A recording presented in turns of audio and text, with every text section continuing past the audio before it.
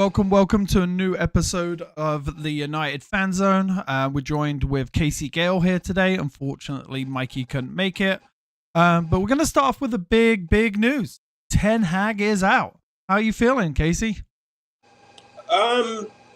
Disappointed.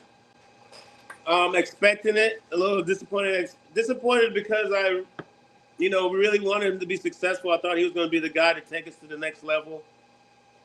I think I'm like most fans who are not really toxic. We were trying to wait and give him a chance, even in the season, even when we weren't looking good in the beginning, to get it fixed.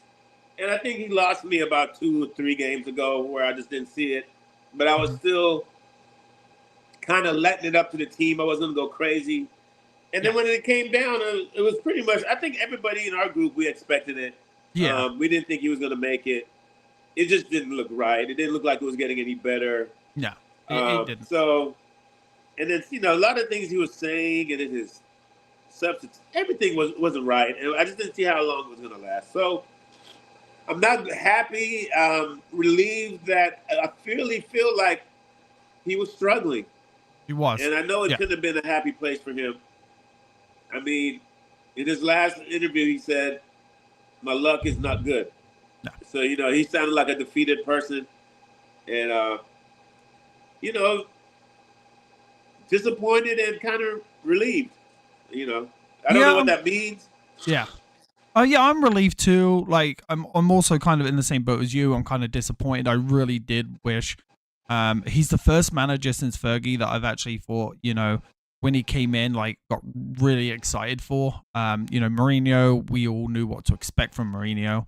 But with him, he had so much going for him, and I was kind of really looking forward to him coming in, doing something different. In that first season, we did see that. But I'm also kind of looking at, like, the first season, there was a lot of other teams that weren't so good. The second season, a lot of injuries. But, he's still blaming that. But, again, I know we keep pointing at it. We look at Arsenal. Arsenal this weekend went and got a draw against Liverpool. Got just as many injuries as we have. And not only that, they lost another one of their key defenders in Gabriel. So, no more excuses. For me, the turning point was this weekend. I know we kind of haven't discussed this yet, and I know a lot of other shows have. VAR has some serious questions to answer because I have no idea how that is a penalty. It is every single news source that I've seen. I'm standing next to Liverpool fans, Arsenal fans. They're like, what the hell was that? But at the end of the day, the VAR screwed us, but we also screwed ourselves. How, at the end of the day, we don't go 3-4-0 up in the first half. But again, it's all down to Ten Hag. It's Ten Hag's management of the game. Ten Hag is the one that decided to sign 𝙈𝙀🫏 instead of signing an out-and-out striker. Ten Hag spent all this money, didn't buy left back. I know Mikey is infuriated with that. So at the end of the day, this all falls on Ten Hag's head. I think it's time for him to go. I think it is, finally come to a head. All I want to know is, why did INEOS wait so long? Do you have any idea where because 2 weeks ago, during the international break, they could have done this.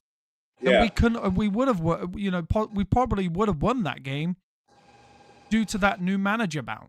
So I don't understand why we waited so long. You got any thoughts on that? I'm agreeing with you on that. The thing is, a lot of us felt the international break would have been a good time. Yeah. You had a little break. You could have, had guys come back and had time to readjust and get some training in possibly before the season started. But now we're in a bigger hole. Yeah, it just seems like a bad timing on INEOS. And maybe they just really wanted to give him that shot. When you re-sign or extend a guy's contract, the goal is not to get rid of him within 9 games. Yeah.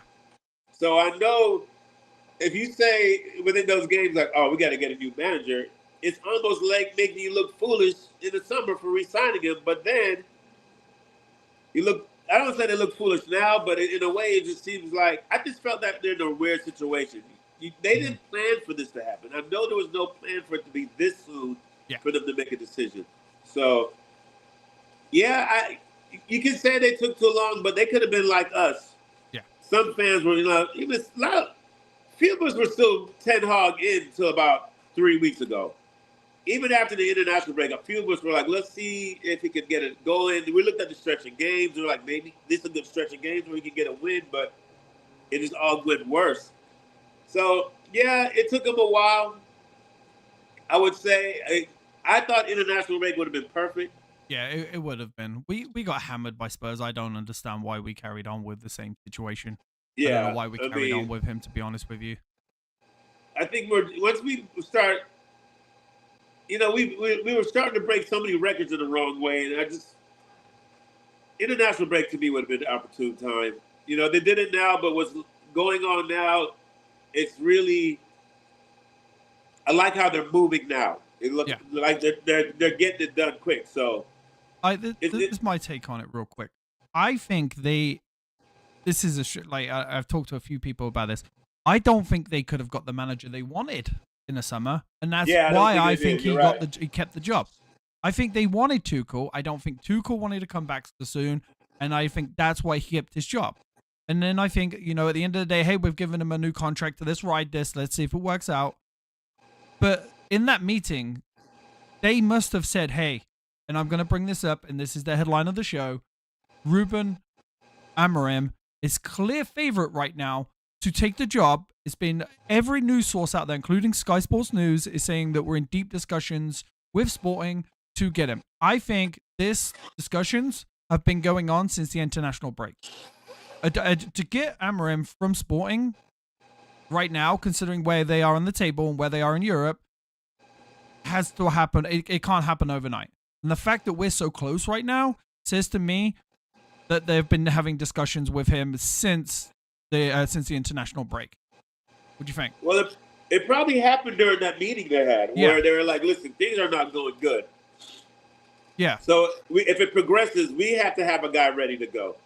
Tuchel is gone, of course, and the next best candidate to them was the Amorim. So, yeah, the ball is rolling quick, and I guess in their mind, we said it took too long, but in their mind, they were probably like, if he loses 2 more games or if he doesn't win this game, they probably had a deadline, and West Ham had to be it. Yeah, I think Ruben's. I think he was, for me, he was the ideal candidate to come in at Christmas time, because I think they made their mind up to sack him. I think they were just hoping they could get by till Christmas. Bringing Amorim at Christmas gives them more time to negotiate. I'm hearing he has a $10 million release clause at Sporting. So I think, for me, that was the idea. We let Ten Hag go. Hopefully things improve. We get by till Christmas, then we get rid of him. And then bring in Amorim. For me, I've done a little bit of research in Amorim today before the show. The guy right now is scoring an average of 3 goals a game. He plays with 4-3-3. A lot of it's very similar to Ten Hag. I'm going to say that. We're playing out from the back. But what he does really well is he'll play out from the back. So if it goes to the right, he'll play a 3-4-3. But then he'll have his inverted wingers come back to kind of make it a 5 at the back. So what he do, if it plays out to the right, he'll play back to the center. And he'll play with a kind of a diamond shape in defense on either side. So if that area gets crowded, he can move it across. And then down the left-hand side will be wide open. With also the defenders come back, which leaves a lot of space in midfield, because their midfield moves up too, which allows a good goalkeeper like we have to hit that ball over to a wide open midfield. So a lot of good positives. Hopefully he can impact do that from the players that he has here at Manchester United now. I think he's going to come in. He's going to demand a striker in January. Yeah. He's going to demand a left back because I can't see him coming in and not wanting to bring a couple of his own players in. But also the good thing is, guess who he had in midfield? I already know. Ugarte. Yeah. And Hag, I think you screwed yourself. Ugarte didn't feature this weekend. Why? At all. And he was fantastic in Europe during midweek. I think he was the player of the game. It makes no sense how you can say he doesn't even play at all. No. And that's the thing that where Eric lost a lot of us. Yeah. His inability to get guys into his system, to work with guys. He was so rigid where if it wasn't the perfect guy, he just didn't deal with him. Or if he had a favorite, he would just ride or die with that favorite, and eventually he, hate to say it, he died. Yeah, Amorim has a tendency to be a little tough on players, which I like. So I wanted to go right at that. And then the big one, I know a lot of you, I'm going to read out some of the comments, but one of the big things I want to kind of leave to the end there, Amorim actually plays with a double pivot, which is going to excite a lot of fans out there that have been asking for the double pivot. He actually plays with the pivot. So that's some good news for all of you out there. Cheese is saying 10 harem out. Is over. He gave us glimpses. Manchester Mikey, happy days. Cheese FVR VAR. Yeah, I mean, it was so bad. Like that VAR thing was so. I don't know how I. The VAR thing was the best. We're gonna have to take a break here real quick, because Big Man has decided he wants to join us, so now I've got to interrupt the entire show because he's 12 minutes late. So give me a second here, boys. I'm just gonna get everybody plugged in. Someone who there, and then.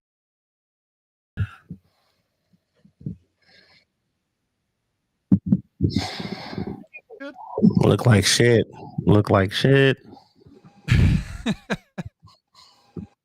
There we go. So everyone's back in now. So welcome, Mikey. 10 Hag out. How you feeling? Today is a day that the Lord has made. Let us rejoice and be glad in it. Okay? The ball fraud is out. Can you do me a favor real quick, Mikey? Yes. So when you move your right arm, try not to put it too much in front of your camera because it's got auto. The ball fraud is out. And Yes.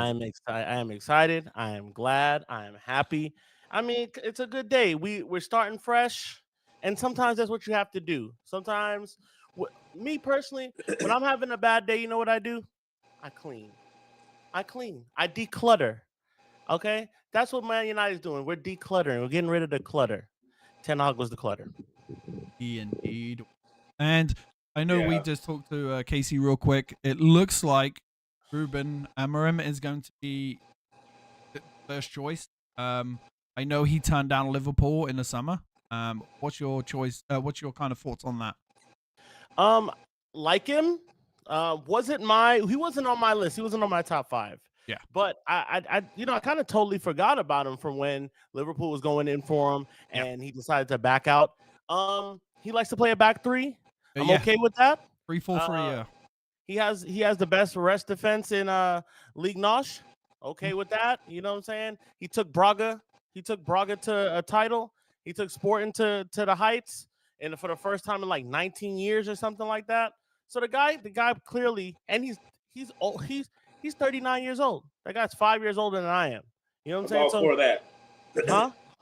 I'm all for that. Yeah. I'm good. I'm good to see the young blood in the game. I'm excited to see that. So I think I'm excited, and this is just first manager signings, hearing excitement, because I'm seeing a guy that's going to come in and implement something different. Now it's up to these players to click on and to buy into this system that he's gonna come in with a whole new system, something that a lot of these guys haven't played yet. Some of these guys aren't used to outside of Ugarte, and let's just see how they take to it, because it's make or break for a lot of these players now, because he's gonna want his own guys. My question is to y'all is, what happens to Rude? So from what I'm hearing, Rude is going to be the interim manager for at least the Leicester game. They want to get Amorim in by the Chelsea game, from what I'm hearing. And we're just talking with Casey. I think this has been going on since the international break. I think they kind of were like, hey, let's get by till Christmas. We'll bring him in the new year. So it gives us time to negotiate. But I think they're going to have to rush that now. 10 million buyout clause for Amorim in his contract. And I know as of right now, they're in deep discussions with Sporting to bring him in. Ruud, I'm gonna say this: if Ruud is not part of Amorim's coaching staff, let him go, or send him down to the under-18s or under-21s, because we need a guy to come in and say, "Hey, I'm gonna do this my way, or it's the highway." Like to take full responsibility, because at the end of the day, if it fails, it's down on him. We can't have. We all know that Ruud was brought in by INEOS. It wasn't Ten Hag that wanted him in. So at the end of the day, it's my way or the highway. So I think Amorim, if he's going to come in, he's going to want to bring his own coaching staff. So I wouldn't let Ruud go. I would send him down to the under-21s, or if he is willing and Amorim is willing, put him on his coaching staff. What a great way to learn. Hey man, listen, I could care. I could care less. I'm sure Amorim has his guys that he wants to bring in. So here's what I want to drive home today, because I've been seeing a lot of this stuff of people getting upset, like, oh, you guys will do this in 3 years again. You know what? We will do this in 3 years again if he underperforms. We'll do it to the next manager and to the next manager and to the next manager until we get somebody in. Guys, we were blessed with a manager for a long time, right? Arsenal had the same deal. We've had some of the longest tenured managers in English history, right? That is a blip. It's an outlier. It's not something that typically happens, okay? Especially in today's game. We were spoiled by that. Other teams are getting rid of their manager and figuring it out in 1 year, 2 years time. And I made a video a long time ago talking about sacking Ten Hag because he didn't have enough time. I'm ready to recant that. We need to get the guys in. They need to show us they have a play style, a philosophy, and a way that they want to operate going forward. An idea and how they want to buy, scout, recruit, all of that, and then what they want to do. And they need to show us that quick. They need to hit the ground running. Real Madrid has done that for years, and they constantly figure it out. They go and they figure it out, and they buy the players that they need. Now, they're a bit of a blip, too, because they have a lot of money. But this is how football teams are typically run. The outlier we had has spoiled our expectations for today with Fergie, because that's the first thing people go back to. Well, Fergie. Da-da-da. Chelsea's had almost, 7 to 9 caretaker managers, right? And they've won more than us. In that time, they had a guy come back again. He served, left, came back, and won, and figured it out. So, with that being said, we need to audition coaches as they come, and they need to have results. Michael Oliver might have, and now I'm just being funny. Michael Oliver might have saved our season. What are you thinking, Casey? Yeah, the whole 3, I'm not bothered with that. You know, it's obvious Ten Hag lost control. We were a sinking ship, and something needed to be done. Now, if it happens again, so be it. What can we do? What should we do? Make everybody else, every other supporter, every other rival happy because we're getting rid of our coach and not getting rid of coaches? Listen, this is a win business. We're right now the highest tenured coaches in the Premier League right now are Arteta and Pep. And it used to be Ten Hag was number 3. Everybody else was new and young and new coaches, and everybody else is doing much better than us. So bringing in a new coach, I'm not bothered with that at all. Yep. Things weren't working. Yeah, I agree. Like, just some of the comments. Shout out to Casey repping the Dodgers Blues. Sanjeev saying finally free. And then Sanjeev saying exactly, also give this INEOS guy, so let's give them a chance to surprise us and break that 3-year spell. You're right, Mikey. If you look at it, you look at Chelsea, they're doing phenomenally, and this guy's only been here since July. So there's, yes, again, they also have 2 full teams on their books, to the point that Cole Palmer's not even in their European squad. But what? at the end... Yeah, he's not in their European squad, Cole Palmer, because they have 2 teams. What they got is a Premier League team and a European team. That's how many players they've got. So at the end of the day, they do have that ability. But if Amorim's going to come in, these players are playing for their future, and I don't care if you were signed in July. Like, you need to start working now. And I just don't. We need a striker. For me, we need a freaking striker. I don't understand why we didn't get one. I don't. Ząrski, if he wants to go to Juve in January, let him go. I don't care. Like, he did nothing when he came on at the week. Well, he did. He did the flick on to Casemiro, but you're a 7-foot guy. You're gonna get a flick on here or there. But how are we not scoring goals is beyond me. And at the end of the day, change of formation, change of manager, a guy that's going to be able to come up to the mic and say, hey, we didn't play well. This guy didn't play well. I'm going to go back to the drawing board. We're going to try something new. Instead of the whole, VAR screwed us again. The board's still with me. It was just getting repetitive to me where he was coming out. I think he kind of knew he was going to get fired because I didn't know if you saw him at the end of the game. He was his head just down. I think he knew after the game. But again, we put ourselves in a situation. We can't always blame VAR. How does 𝙈𝙊𝙍𝙀 miss again for the third game in a row? I know we love 𝙈𝙊𝙍, but for third game in a row, 𝙈𝙊𝙍 has conceded a goal. 𝙈𝙊𝙍 has. And I don't understand it. It's why I get he's playing too much. I get he's doing too much, and he might need a break, but something's got to change. Sanjeev, no. We do not want Martial back. No. He's joking. What is he? How's he playing? Where is he? Who cares? He's not. I think his team's trying to get rid of his contract because he's injured again.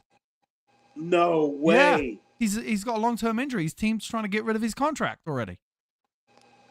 Yeah, he doesn't play for us, so I don't really care. But sometimes when players check out and you lose focus, you lose desire. When players don't, I played on a team where we didn't believe in our coach and we lost every game. My junior year at Ohio University. And you see some of the craziest things ever. You see players can't even snap the ball. I mean, just when you check out and don't believe in your system, you'll see the weirdest, most undisciplined athletic plays ever. And then after we replaced our coach, the same team won 7 games. Went 7-3. So you can check out and look like a horrible player when you don't believe in what your coach is telling you. Or sometimes you're just hurt and injury prone and you just can't make it back. And you're just trying to do something that your body's telling you can't.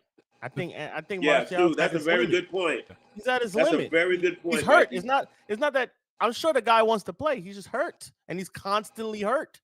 So it's like some guys are just broken. Look at Greg Oden. Greg Oden was not to go to another sport, but Greg Oden was a baller. His knee gave out on him. He was done. There's no more. D Rose, another one. 52 years old in college. MVP, D Rose, knee went out. Over with. Just some American sports references. But yeah, bro, they don't play for us no more. So I'm not interested in that. I'm interested in this team right now, figuring it out. They play two at the what's his name? Amorim plays two at the top. He plays two strikers. Yeah. You know what I'm saying? He plays a 3-4-3. So let me ask you guys, do you think this team is better than 14th place? Yeah. I think we're like a 6th or 7th place side. Yeah. So we're underperforming. Oh, yeah, for sure. Oh, yeah. We have players, but we got to talk about 𝙈𝙊𝙍𝙀. We have to talk about 𝙈𝙊𝙍𝙀. First off, I want to bring up this 1878 Casuals group is toxic. This is why I say that. It's toxic. What happened? Because I post something and somebody says, "Oh, it's Onana's fault. It's Onana's fault for the goal." Oh, you have to command the 6-yard box, brother. The ball went across the face of the 6-yard box to the empty side of the goal where 𝙈𝙊𝙍𝙀 wasn't paying attention. Again, wasn't paying attention. This is craziness. We don't need a new keeper. We need to figure out what we're asking 𝙈𝙊𝙍𝙀 too much to do. But then the simple things he's not doing.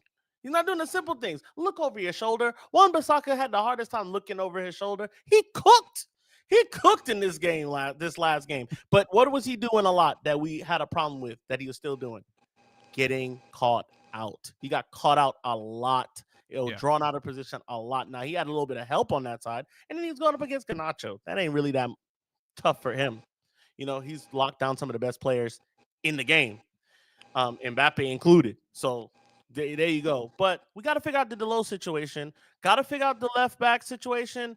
Luke Shaw, are you going to play? Are you not going to play? What's going on with you? How long do we have on that? Malacia, you're another one. Are you going to play? Are you not? Figure that out. And I think Amorim's going to come in and say, look, I don't want these guys. They got to go. Figure a place out for them. Or if you don't want to go, you want to use up your money, youth team. Youth team until I hope he does too. Bury them into the youth team so nobody sees them. So the good thing is we know we're going to start seeing Ugarte again if he comes in. I just want to see him in a useful place. I just don't want to see him for seeing him. I want to see him in a place where he can be effective. Yeah, I want to see him in a place. Well, he knows how to use him because he coached him at Real. Yeah, he built that team. Yeah, he hasn't built this team and knows that we struggle in midfield. So like the midfield selections are weird. They're very strange, especially with Bruno. I'm hoping that the Portuguese contingent part of it, with Bruno and him being compatriots, can make a difference. Here's going to be a big thing for me. His first job for me is stripping Bruno as captain. I think Bruno is better, kind of like Harry Maguire. I think Bruno is captain material by winning games, but he's not captain. He's not captain with an armband. He's not the right captain for Manchester United. He does not command that presence of, toughness and hey, let's get this going on. Like I get his game is throwing his hands up. That's his game. That's how he is. That's perfectly fine. But whenever people see that, instead of seeing a guy yelling at you, telling you, hey, you need to be doing this, or commanding presence, I don't think he's the right captain for Man United. I don't. Because look at Man United since he's been captain. We actually have our record isn't great since he's been captain. I don't think that's like a connector to ask why we're not doing well. I think you strip him as captain and you give it to somebody who's a born leader on the team. I don't think Bruno's a born leader on that team. I don't know. I don't think that'll be his first move though.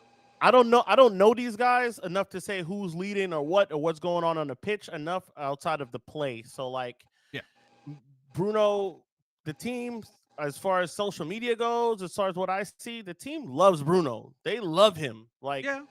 They get behind Bruno. And I always see Bruno talking and yelling at people and getting pissed off at people and yelling at them, screaming at them. But are these guys responding to it? Because Bruno's not just yelling at the refs, he's yelling at players, telling them what to do, what not to do, what they're not doing. But he's not performing either. So it's I don't think the leadership that Harry Maguire being the captain, Harry Maguire wasn't performing. He wasn't performing well enough to be the captain at the time.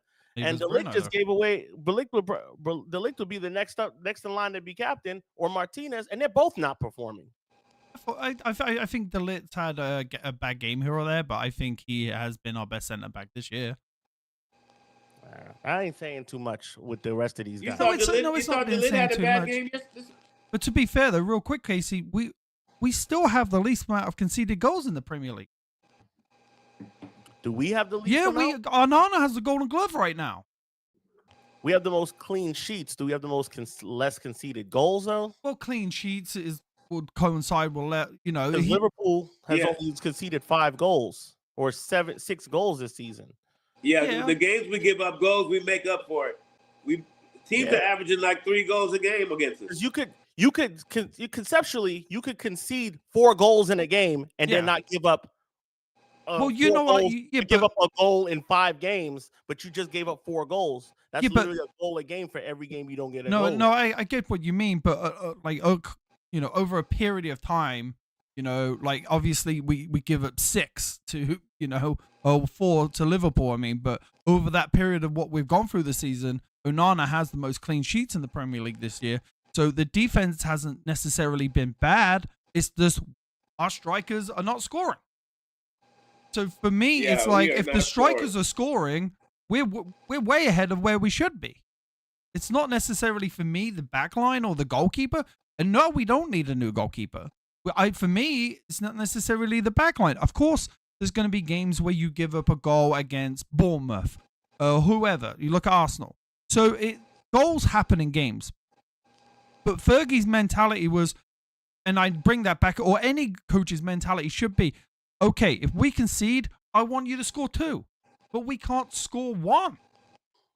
That's my problem. If we had the ability to score goals, I believe we'd be in the top 4 right now. We're only 7 points away from the top 4.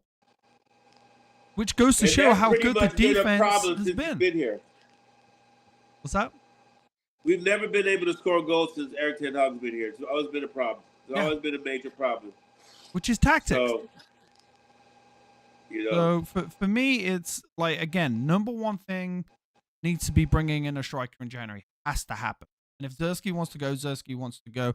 We can send him out on loan to Juve for the rest of the season. But for me, that's my main thing. Again, Liverpool has the least amount of goals conceded. Yeah, they have. Yeah. No, I knew that overall they have, but over a pit like the season, we still have the Golden Glove. But Mikey, I touched this with Casey earlier. Why do you think INEOS waited so long for this? We're 2 weeks removed from the infamous board meeting when nothing was decided, and then 2 weeks later we decided to do this. Do you think they had a manager in line? They were waiting for Christmas to get by, and then they found out, hey, we just can't do this anymore? Or what's your kind of thought on that? So from some of the people that I know are close to the club, and like what Bandito was saying after that meeting, he was saying that that meeting was going to happen anyway. So I feel like that wasn't at the forefront of their minds. They were going to have that quarterly meeting anyway, right? But like at that time, they were like, okay, then it's just speculation. It's nothing. I don't know what's going on. But I feel like at that time, they were like, all right, well, we're going to give him these next few games to figure it out. And I feel like after Porto, they couldn't get over on Porto after dropping that lead, is then they were like, all right, let's start talking to guys. Because the Emery thing happened fast. So it's clearly they didn't just call him this morning and he was like, yeah, I bet I ain't doing nothing. It's like, no, it wasn't like that. It was more like, we've been talking to this guy. Tuchel was probably one of the guys they would talk to. Tuchel probably informed them earlier, like, hey, I've been talking to England. I'm going to probably go with England, and we're not going to do this. They were courting guys from before when the season started, when they were unsure going into the FA Cup. They were courting guys from then, and I'm sure those were conversations that was had then. They kept those contacts. Barada knows what he's doing. I'm sure he was working behind the scenes when he wasn't even supposed to be working, essentially. Ashworth and all them men there. So, yeah, I feel like this was I feel like people are asking me all day because, like, apparently where I am, I'm the damn person you ask for all things Man United, especially when we lose. But they're like, yo, so did you think that, like, that game, if they won it, would they have sacked him? And I feel like that was on the cards. I feel like they would have just rode out a little bit longer with a couple of wins, but Amorim was already on the cards to be brought in because we got to pay Erik ten Hag $17 million now. Yeah, it's going to cost us $25 million. Yeah, for stacking him and getting. We don't want to do that, but at the same time, it's like we got to pay Amorim out his contract, give ten Hag his walking money, and then they were discussing this long before that game even kicked off. So I don't know why they waited so long, but it kind of makes sense they literally, and I think we did too. We gave Ten Hag the most grace. We did. Yes, most amount of time. I feel like I gave him time. Everybody gave him time. Everybody was out at certain points, but we really did. We wanted him to succeed, and I think he was the same way, and he just couldn't do it. He got hard done at West Ham, but that didn't. This game wasn't a sackable game. No, it wasn't. We played really well in the first half. Yeah, really well. And it's just sad we only have a half of football in us. Fucking Michael Oliver got what he wanted, didn't he? Michael Oliver again. Michael Oliver, I'm telling you. Michael Oliver, I'm telling you. Well, that can throw that whole City conspiracy thing out the window. That they wanted Ten Hag to stay. He probably paid him to get rid of him. Look, they were like, yeah, they're gonna sack him anyway. So go ahead, Casey. I was gonna say, agreeing to what you said. I think the majority of our fan base was very loyal to Erik ten Hag. I think most of us were really, really. There's some people who left him from last year and didn't give him a chance, and then I think a lot of us were like, "No, let's back him. Let's give him another go around." And it was hard. It was hard for all of us because we would come together and be like, "It just don't feel right. I don't think he's gonna get it going." And I just think our fan base as a whole did a great job of supporting Erik ten Hag. I just want to do a quick shout out. Welcome Minu to the chat. He's saying that we need a 10 and 9 simple because Bruno is not a 10, too slow for one. Højlund and Ẓerský are not in that level to play for the team right now. Maybe in the future. But thank you for coming into the chat and your opinion. We appreciate it, buddy. I agree with you too. They're young too, bro. Like they're young. Yeah, from that's other another leagues. thing. We're real young. You can't as much. You know what I don't see? I don't see a lot of like Højlund hate. I don't see a lot of that. You know why? Because he's young and because he breaks his nose to get a goal half the time. Right? The guy puts his body on the line to get it, so his effort isn't to be in question. Ẓerský now, there's time to Ẓerský. Ẓerský is a type of player that he has to be in rhythm. He has to feel the game a little bit and he grows into the game. Pause. Yeah. He grows into the game over time, right? Whereas like putting him on for 30 minutes, you're gonna start getting your best out of him around the 11th or 12th minute he's in the game. And by that time, with Man United, the way we are, we probably already losing that game. So now we're fighting uphill, you know, if we bring him off the bench. So he has to grow into the game. I still think there's hope for him. I do think he's a bit of a bum. I mean, he does have a little bit of bum gene in him. He has a little bum gene in him. I think he's a little bum. But he's also very young. He's also very young. So I'm willing to give him a little bit more grace than I would like Bruno. Bruno has the ball in the last kick of the game and skies it. The ball still ain't land yet. The ball just landed in my backyard. And what is going on with Bruno, bro? It's like Bruno. The other day, I'm like, yo, this game was calling out for Bruno. Then today we get West Ham. West Ham is to be fair to Bruno, real quick though, Mikey. He did have free setup, so he would have had 3 assists, and perfect opportunity for if the players had just scored for him. The one where Garnacho was wide open on the left and he put it wide was a Bruno assist. He had an open header himself. Yeah, he did have an open header. But assist wise, you know, he should have had 3 assists in that game. I believe the Dolo one was an assist from him as well. So crazy. Yeah, I think he played better this week, or not as back to his normal. For me, I'm really starting to see. I know he hasn't scored many goals. He's been out for most of the season. But Rasmus Højlund this year, if you watch him play this year, he's completely different from last year. I think he's added something to his game. He's added something to his game, like that little flair to his game. We got to get that shooting a little bit better, get the balls in the back of the net. But his ability to hold up the play is better this year. He's all over the field. And one of the things, whoever comes in as the next manager needs to. I remember when Ruud came to Man United, and Fergie said to the team, "If you do not pass, it was Van Persie, should I said, get him the ball. Ruud. If you do not pass to him, you will not play." They need to start saying that because this kid has, like, last year his number 1 assists were from our goalkeeper. Yeah, isn't that crazy? That's insane. Like, pass him the fucking ball. Like, he can't score if you're not like, this kid will be on the, like, he reminded me of, like, Shearer. He'll be in the box at the back post, ready to tap it in, and Garnacho will sky it high. I'm like, pass the fucking ball to him. Like, this kid is dying to score. He's Man United through and through, and we just don't want to give him the ball. Like, he can score, but we just don't want to do it. And that's another thing that needs to be changed. Like, I don't care if someone needs to walk up behind Garnacho and smack him around the back of the head. Pass the fucking ball. Like, every now and again, you're in a good position, shoot. But get it into the box. I think, like you were saying earlier, playing a 4-3-3, 3-4-3 for Amorim, I think that's going to give him more of that ability to be in that box. You know, he's going to be in the box there like he usually is. And I can see him scoring under Ten Hag, there's not a chance in hell he was going to score 20 goals this season for what a striker is. But I think under Amorim, he has the ability to score 25 goals this season if he can get them the ball, and and the number one thing, if he can stay healthy too. So, but I see a lot of positives in Amorim. I'm going to do a lot more research. I only watched a video or two, just to get the few things that I had in time. Speaks perfect English too. Yeah. So, anything else you guys want to add? Yeah. This back three situation, right? I need Martinez to up his game. I need him to be the butcher, because right now he's not the butcher. Right now he's somewhere in the floral shop making floral arrangements. He's somewhere blowing balloons. I need the butcher. Carnicero, that's who I need.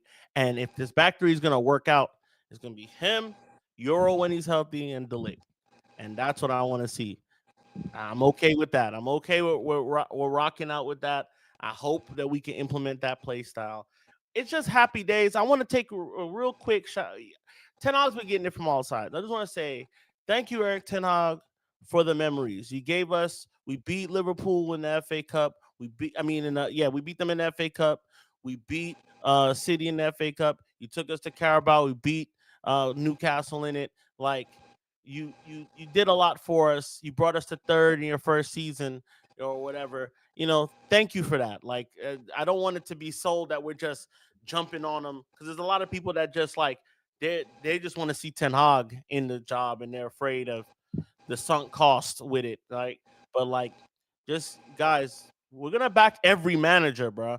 But there has to come a point in time where you get new information and you act on that. Anybody that's just openly acting on bad, old, or faulty information just for their own vanity, or just to be vain or a contrarian, you're not a part of this club. Not in the right way, at least to me.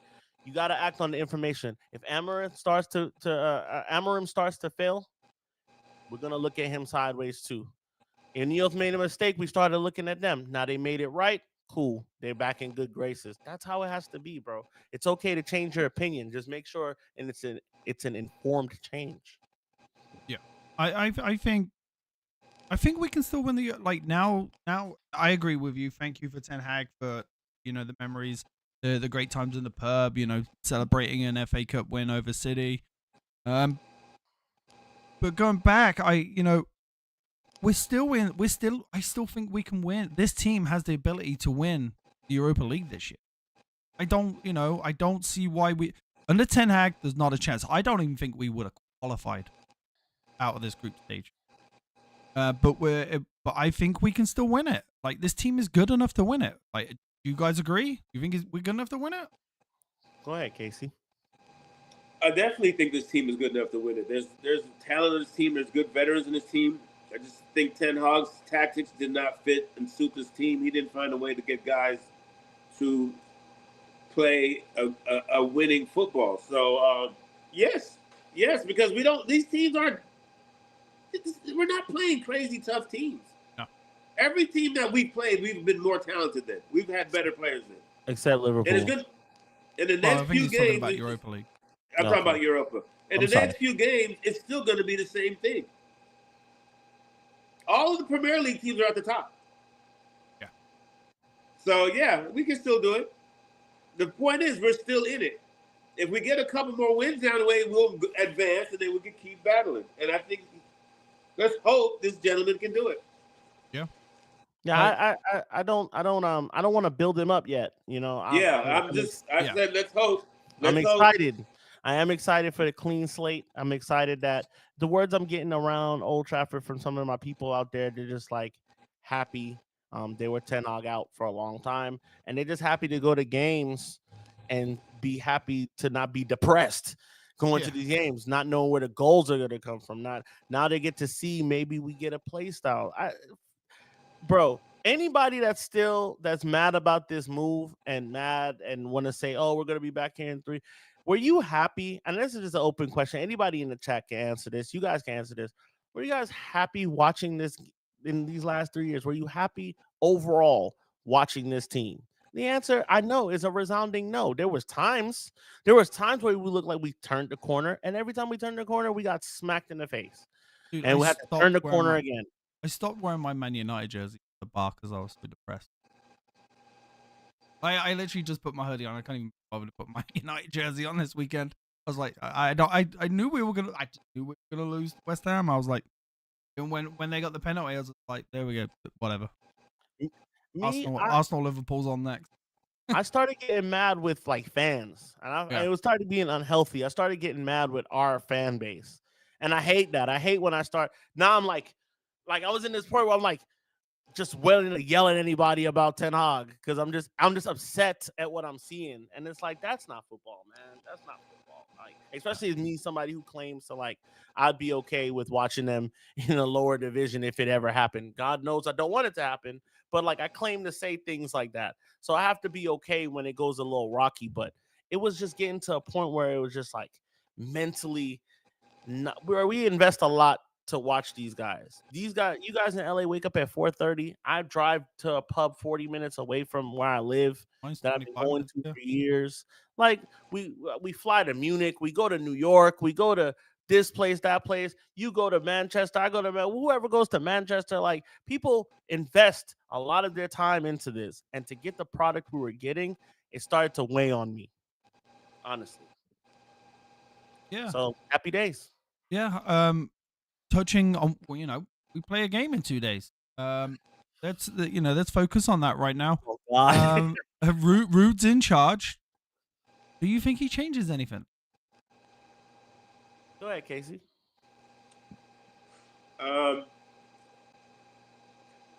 We might see a different style. I don't know. It's a tough one to answer. I mean, you know what you're going to do? Yeah, you might see these players play a little bit harder because their pride might be a little down because they got another coach fired. So, yeah, you know what? We will see something. That's what's going to piss everybody off. We're going to see something. We're going to see a response like we said against Ollie, and we're all going to be like, see, if these motherfuckers wanted to folk and work hard every play, this would have happened. And that's what we're going to go through. We're going to see them bust someone. Let me try not to cuss. And then we're going to be like, see, now, you know what I'm saying? But we'll see something different, but we can't get caught. We can't fall for the banana in the tailpipe up again. No, and that's one thing. Yeah, I agree. And that's one thing that I do like what INEOS are doing. They're saying, we know now the Rude is not going to be the manager. We know that. Exactly. I like that INEOS are not going to go down that route of the Ollie situation again. Okay, Ollie was a great servant for Man United, but it didn't just... I think we just gave a contract to somebody just too quickly. I like that this guy's going to go out there, that INEOS are going out there, getting a young, exciting manager who has proven himself, not necessarily in the Premier League, but he has proven himself in a different league. Very reminiscent of hiring Ten Hag, you know what I'm saying? young manager, proven himself in a different league. But touching on Rude, I watched the game on Sunday, and I watched multiple times Rude come up to Ten Hag and try to say something to Ten Hag, and Ten Hag doing this to him, shooing him away. I don't know if you guys saw it. He was shooing Rude away, which clearly shows to me that Rude was trying to help him change his system or do something, whatever he was trying to do, but Ten Hag was shooing him away. I think we're gonna see a different formation. I'm gonna think we're gonna see something, if not two up front, maybe. I think the new manager bounce will be in effect, but I don't. Hopefully on Sunday too. I see that Leicester's not a good side. There to be had, and once again, I'm gonna say this, and I've said it so many times: we should win this game. We should win, but knowing Man United, we shoot ourselves and we save. What Flex likes to say is we save a bullet for ourselves every time, and that's exactly what we do. We give 30 minutes of great performance, looking like we're turning the corner, happy days, everything's good. I figured it out finally, and then we come out in the second half or in reverse sometimes, and we just can't do that. These guys have to realize, Rude, I hope he could get through to them like, hey, I'm not going to be here to protect you guys. Like, I'm not gonna be here to protect you. I was here for half of this, for a quarter of this season, and like I've seen what it is now. You guys got this guy fired. He's gone now. So hopefully he can relay it to them. Probably not like that. But do we see a different formation? Not sure. Not sure about any of this stuff. Not sure if we can even win that game. I'm hoping that we can win it. We should win it. I'm hoping we can win it. Leicester is not good, but neither was West Ham. Just a comment. Was FC20. Just a comment from Mario Santos. Ruben's psychological profile will make this transfer just not possible in this time. I'm assuming you mean he's gonna kind of want to wait till the end of the season. If that's the case, then Man United just need to move on real quick. At the end of the day, we all know that we don't know 100%, but there's a consensus out there that this is Pep's last season. People might be wanting to kind of wait to the end of the season to get the City job. So that's a possibility if he wants to wait. But if you're right, Mario, then yeah, we need to move on real quick. Maybe Nigelsmann, somebody, maybe Frank from Brentford. But if he's right, if he's, I wouldn't drag this out. If in the next 2 days he's not willing to sign, I would move on. Do you guys agree? I mean, the way it's sounding is that sounds like principal terms.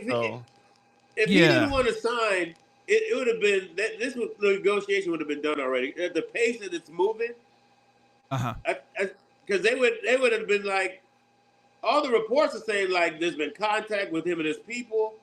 It's happening. He's the person they're talking to. And if it's something where they already know he's like, I don't know, they got to move, because it sounds like they want to bring in the guy now. Yeah, Mario's saying he is someone that gives a lot of importance to legacy. He is writing history at, Sporting Lisbon. I know we completely agree with you. We're just saying from what we're seeing online, Sky Sports News, ESPN, BBC, The Guardian, all Man United, that it's pretty advanced in the talks from what I'm hearing. A couple of the people that I know in Manchester, I don't know about Mikey, but a couple of the people I know close to the club all say that it's kind of an advanced kind of talk. But if you are right, Mario, sorry, Casey, if you are right, though, Mario, and that's not something, I think we need to move on real quick and find somebody. Because I'm sure INEOS have a second and third plan in their case. This isn't Man United from old where we have bring in Ollie or Radnick. I think if Ruben's their top choice, I think they have other options available. Yeah, I mean, he's a candidate. One of many candidates. So, I'm not. Ormstein's the one who said it that stuck out to me, right? Once he said it first, now we know he's one of the guys that gets the last laugh on Ten Hag, right? Like him, Sancho, Ronaldo, they all get the last laugh on Ten Hag, right? De Gea, they all get the last laugh. But the fact that he said it and said it so fast, I think Fabrizio said it too. Yeah, it gives it a little bit of validity there. So listen, Nagelsmann, cool. Xavi, cool. I'm not too keen on Xavi. I'm here for all of them. I want the big personalities. And I don't like to get into, but I like the Stonewall manager that's about the club, that's about winning at all costs. Like, as much as I hate Arsenal, I like Arteta as a coach. I think he's a really good coach. I think I've listened to him talk to his teams at halftime and lose his mind. And who could not perform after some of the talks that I've heard him give? Who cannot respond? And I think he gets that from Pep. So, there's a pipeline there. But real quick, Rodri just won Ballon d'Or. Yeah, he did. Yeah, he just won it over Vinny Jr. and the internet is going crazy. Yeah, Vinny didn't even turn up to the none of the Real Madrid players went. The coach, none of the players went because they heard earlier in the day that he was already winning. That was announced this morning who was going to win that. Unfortunately, fair play. I mean, I think Vinny should have won it. I think that award is overrated now. I don't really care about that award anymore. For me, it lost its credibility when they gave the Ballon d'Or to Messi when he was playing in the MLS. That I didn't like that at all. Yeah, that was just like, come on, really? Wasn't that the World Cup year? Yeah, I think it was a World Cup award. That was where he won a World Cup that year, and he was the best player in that team. MLS. He was the best player on a World Cup winning side. Yeah, true. But he was still playing in the MLS. Like if it was just purely he was in the MLS and that was it, then but like he also played in. Yeah, but Vinny Jr. just won the double. He just won the Champions League, and he won the Spanish league. So Rodri's literally been the best player at City for like 3 years. Yeah, I agree with you. I'm not too mad at the decision. Yeah. I rate Rodri as a baller. I think he's an absolute baller, and when he's not in the team, City looks to struggle a little bit. City struggling is them not scoring 4 goals. Right? Yeah, and they score 2 goals. It's like, what's going on with City? Like, what's happening? So like, if that just goes to show you, that's just the testament to how good he is. But yeah, he's a good player. Vinny's also good, and he's the best player in the world right now. He is. He'll win it. He'll win it. Him and Bellingham will win it as. Yeah, he'll get his chance. Yeah, Trent will win it when he goes to Rome. I don't think another English player is winning outside of Bellingham. Nah, but I think Bellingham. But yeah, do you think this? Do you foresee the new manager, whoever it may be, being in place for the Chelsea game? I would hope so. Do I see it realistically? Do I see it? It's kind of fast. It's kind of fast in today's time, but would I like it? Yes. The only Casey, you go ahead. Or was I saying? I was gonna say I can see it happening. It sounds like INEOS wants to get a manager in so he can evaluate these players before summer, and they can get some decisions made. So I think the sooner the better. Chelsea's real quick, because but the way it's moving, shit, yeah. I mean, a lot of people feel like that can be, and I'm all for it. Yeah, the only reason I think whoever it's going to be is going to be in place before the Chelsea game is because we just have people that don't know what they're freaking doing in the backroom staff now. At least when it comes to negotiations. Clearly not when it comes to firing a manager when it needed to be done, but at least with negotiations, they know what they're doing. We saw that in the summer. They got things done pretty quickly. We didn't have to do one transfer at a time. And I feel like that this is something that's been going on for a couple of weeks. That who they want. So I think they'll act quick. It wouldn't surprise me by Thursday morning, Friday morning, that someone's announced as the new Man United coach. Yeah, well, we can hope. We can only hope. I think, like Casey said, the quicker the better. We just go ahead and start this thing. We still have enough time in the league. We're not going to win the league.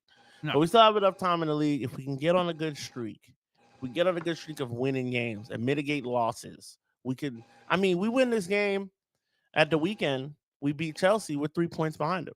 Yeah. So it's like, oh, wait a minute. We played Chelsea this weekend. Yeah, play Chelsea. Everybody is not firing like the fact that we're 14. I'm tripping. That's quick. There's so many bad teams or teams that's underperforming, right? Or like they're getting a draw at these random times that like there's still room. Now, people aren't firing. Like the top half is firing, right? The top 4, top 5. But like we could still edge our way with some consistent. We still have to go and play City. We still have to play Arsenal. We play Liverpool one time. We're now about to play Chelsea. We got to play Spurs again. Like there's games to be won if we want to close the gap on some of these teams. Yeah, we're coming up to December. December's a really busy month. It's the busiest month. Don't be cheering over there, bro. Don't be cheering don't be cheering. I saw that. Yeah. Like December's a busy month. There's a lot of games to be won. There's a lot of games to be lost. We've got Arsenal at the beginning of, December. So for me, there's plenty of time, come in, beat Arsenal, beat Chelsea. That's something we can do. And, we're right back in the mix again. We're not down to 14th. A couple of Europa League wins. We move up the table. Everything looks peachy. So for me, I see hopefully we see a bright future at Man United, whoever the new Man United manager is going to be. I just hope that they don't fall and do a Southgate or, a Rude permanently. So anything else you guys want to ask? I know we're at the the 9 p.m. mark. Is there anything you want to guys add? Casey, you want to shout out your show for tomorrow? Yeah, we're going to be doing our thing tomorrow. Those Casual Reds show. We're going to keep carrying on this. I'm pretty sure we'll get way more information tomorrow on the progress of this coaching situation. Yep. So there'll be a lot to talk about. There'll be plenty to talk about. We'll get some more opinions from some other Reds. And your boy will be back on tomorrow after last week. Who? Me. I had to miss last week. Vanessa. Yeah, I'll try to be on at 10 o'clock. Kind of works a little bit because the kids will be up or put up. So hoping to be on there tomorrow. Hoping to hear more. And yeah, man, I'm ready. I'm happy. I'm happy. These are happy days. I'm sorry. I do feel a little bad for Ten, but at the same time, it's like it's a results-driven business, brother. It is. Yeah, it is.